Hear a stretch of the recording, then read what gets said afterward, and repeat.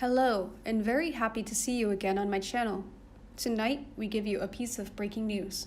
Prince Harry cheerleader Liza Minnelli exposes Meghan's media cunning. So Liza Minnelli has made a public statement to the effect that the media stories claiming she helped Prince Harry find his feet in Los Angeles are a fabrication. This should surprise no one.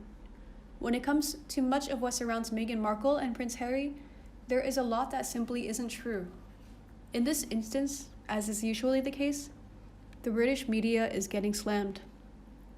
Back to yesterday, Minnelli took to Twitter to address the media reports, claiming, "While I wish them well, I have never met Prince Harry and Meghan Markle.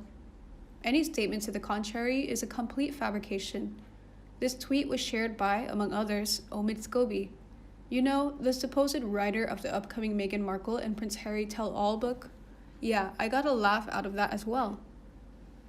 The problem here is that while everyone is blasting the British tabloid source, no one asks where they got this information from. Clearly, Harry and Meghan Markle have many friends who leak information on behalf of the couple. The Sun, who ran the story, didn't just make up this link between Prince Harry and Liza Minnelli. They were provided the information by a friend of both Harry and Meghan. Before that, the friend in question commented to The Sun, "Harry has found the transition from the UK to Los Angeles very challenging at times, and the lockdown hasn't helped him establish himself yet. Liza reached out because she was close to Diana and offered her support.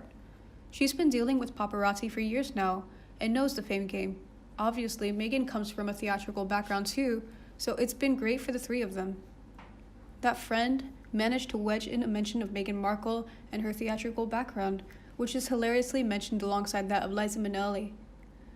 It tells us what we need to know about which social circles this friend moves in. Clearly, Prince Harry and Meghan Markle have been playing this game for a long time.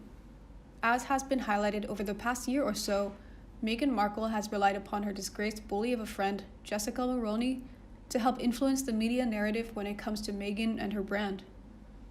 The many friends and sources who leak information to the media are acting similarly.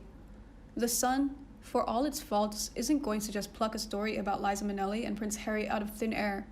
Clemmy Moody, the author of the piece, published an exclusive article claiming that Omid Scobie's new tell-all book would show that leaving the royal family was down to Prince Harry and not Meghan Markle.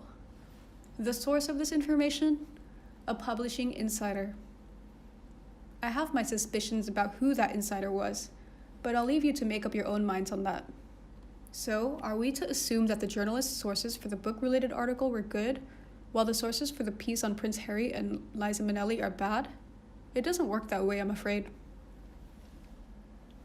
Either way, the truth is, whichever way these leaked source stories work out, both Meghan Markle and Prince Harry win. The primary objective is keeping the couple in the spotlight, preferably linked with a celebrity name that will offer credibility. Often, someone like Liza Minnelli won't even read the piece in question, which means Prince Harry and Meghan gain from the association with a celebrity on her level. The story passes without incident and accomplishes what it intended. And if Liza Minnelli does call out the link as being false, well, it's the media's fault, of course. They're just printing more lies about poor Harry and Meghan. Meanwhile, the friend and source are conveniently forgotten about, free to leak information to the next tabloid when Prince Harry and Meghan Markle need another jolt of publicity from the media they claim to hate so much. Indeed, I think Meghan's PR people, and others on the American side of the pond, led her to believe the world would be her oyster now that she was Her Royal Highness the Duchess. PR people, after all, have an eye for the main chance. I know because at one time I was one, and that is what they do. Put COVID aside for a moment and imagine Harry and Meghan had settled in Hollywood in a rented house and set about promoting themselves, aided by Sunshine Sacks or whatever, without any encumbrances at all. From all I have read, Meghan already had a reputation for being tricky, diva-ish, and demanding. Not a good springboard from which to launch a second career. Suits was a nice little earner for her, but she was far from Hollywood filming that series and was already and also ran in Tinseltown. She had failed to make it big at any time in her career to date, and was unlikely to ever make it as a successful leading actress. You also need to add to this the way Meghan behaved in the 2 years since her wedding. The fact they were asked to leave their first public engagement as a married couple from the 70th birthday garden party of the Prince of Wales would soon be common knowledge. That for every positive step Meghan took, there was a negative. Helping the survivors of the Grenfell disaster, and then writing slogans on bananas, a comparatively successful trip to South Africa, and then the complaints she wasn't thriving. So not an easy person to deal with, nor apparently a very charming, thoughtful, helpful, or perceptive one either. Hello, my friends, I am here again in this video. I want to express my previous beliefs. Everyone's life has the right to choose their own way of life, but above all must be appropriate with community standards. But among those who do that, there are still a lot of people who break the rules they set before. They have a towering ego, not to say far off. I believe you also know who I am referring to. Today is probably a beautiful day in my skies. I wish in this world the earliest fit for human beings, so as to be above all without harsh words of criticism, to be above all excellent. Good things come to them more. But that's just my wish. So Harry and Meghan would have arrived in Hollywood to much PR fanfare. There may well have been a big launch party, get to know the coupling type of thing, to which would have been invited all the great and good stars, directors, and others, who could prove useful in their careers. Not saying here that they would all have gone, because some may well have continued to avoid Meghan because of her reputation and actually a past. Picture the scene, Meghan gripping Harry's arm, hand, both, not allowing him the freedom to talk to anyone else, and completely dominating any conversation. She believed she was the star and everyone had to come see her, and as a result, the contracts would be pouring in. In fact, everyone was there to meet Harry, a real royal, and a happy and smiling charmer who would have been top of people's guest list. But Meghan wouldn't let him go and circulate. Meghan would have got some sofa interviews. I've seen one, and I don't think she came over very well at all. Meghan Markle TV chat shows interview, Meghan Markle Queen Elizabeth's daughter-in-law, video, Daily Motion, and some red carpet events by her own admission, not all with Harry. But if she isn't being offered huge roles in mega films, what else is there for her to do that could earn her the fortune she apparently craves? She may have got some speaking engagements, but her thoughts seem to be limited. 125 Meghan Markle quotes, inspirational quotes at Brainy Quote, and she appears to plagiarize other people all the time, including using some quotes from Suits.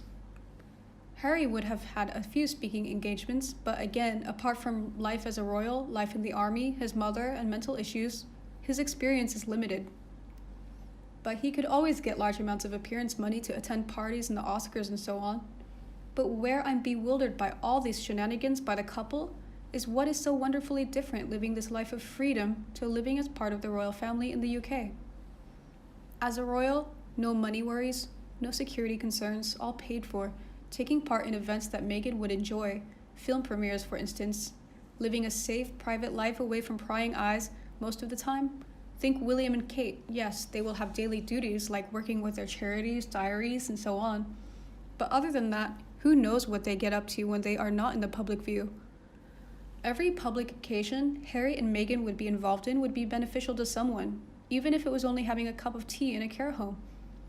If one event is boring, there will be others that are of interest and fun to be at. They could have built a reputation for philanthropy in their work, raising money for Harry's and Meghan's charities, but they wouldn't have been able to gain financially themselves from this, so all money raised would go to their charities. Now they, for that, read Meghan, must be hustling for work, concerned about their future. Apparently they are bothered by drones. Their presence is upsetting the neighbors. Rumors that Tyler wants them out. But they've nowhere else to go, huge costs for security and no money coming in at all.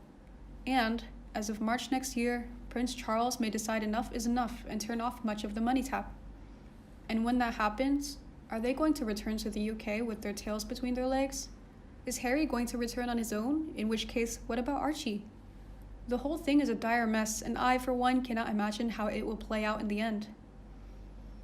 There are two rumors about what went on. One is recorded by a Corin who attended the event. While he didn't witness it, word went among the guests that Meghan stuck her tongue out at Camilla, and there are definitely photos of Meghan there at the party with her tongue sticking out. The other rumor, and one which is apparently in Lady Colin Campbell's book, is that after circulating for about 20 minutes, Meghan told Harry she was bored and wanted to leave. Harry said no, this was what they did and they couldn't go. A bit later on, Meghan asked to leave because she was bored, and one of the comments was overheard either by guests or courtiers and reported, and Harry was asked to take her away. Either way, her behavior was appalling, and I don't believe even the most ardent fan could condone either what she did or what she said. But it just emphasizes the fact that Meghan is not an easy person to deal with. And I think, even if she managed to get some financially lucrative events under her belt, because of her attitude, her star would have fallen very, very fast. And you? What do you think about Meghan's PR? Please let me know in the comment section so we can discuss. If you loved my video and my channel, remember to like and share for anyone you think would be interested. And subscribe to my channel to get more news from the royal family, please. Now, goodbye and see you in the next videos.